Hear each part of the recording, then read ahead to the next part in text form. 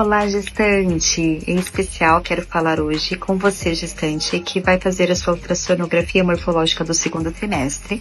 Eu vou te explicar o porquê que é muito importante que nós tenhamos aí a medida do colo do útero por via transvaginal, complementando esse ultrassom. Vamos lá.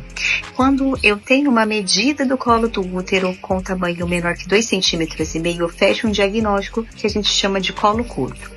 A partir desse momento, tem uma série de ações que eu posso tomar para evitar que essa paciente acabe tendo aí uma evolução com seu trabalho de parto, né, de modo prematuro extremo, né?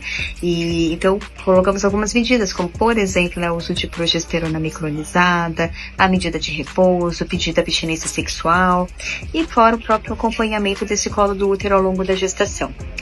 Importante também falar a respeito da insuficiência cervical, que também é um encurtamento nesse colo do útero, mas ele não está relacionado com medida de nada. Ele é mais a história clínica do paciente que vai contar para mim.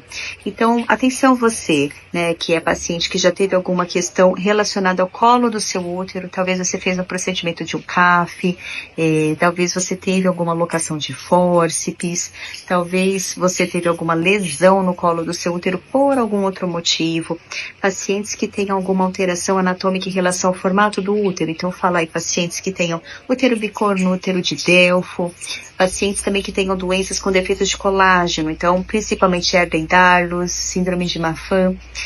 E, claro, pacientes que clinicamente venham com uma história de perdas fetais precoces. Então, o que é isso? Uma paciente que evoluiu com um trabalho de parto prematuro, lá com as suas 27, 28 semanas, aí engravidou de novo, aí já teve novamente o quadro, mas aí já com 25, 26 semanas, e agora está gestante. Fique atenta, porque você pode ter esse diagnóstico super relevante e talvez seja indicada para você a cerclagem, tá?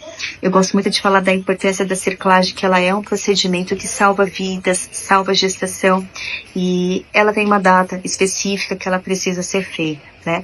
A gente fala que o ideal para fazer a cerclagem é com 16 semanas, aí mais ou menos, que é o período que a gente tem já a segunda ultrassonografia, né, morfológica feita, a gente já sabe que esse bebê é um bebê viável, então fique atenta, porque a cerclagem na época certinha vai dar toda a diferença no prognóstico da sua gestação.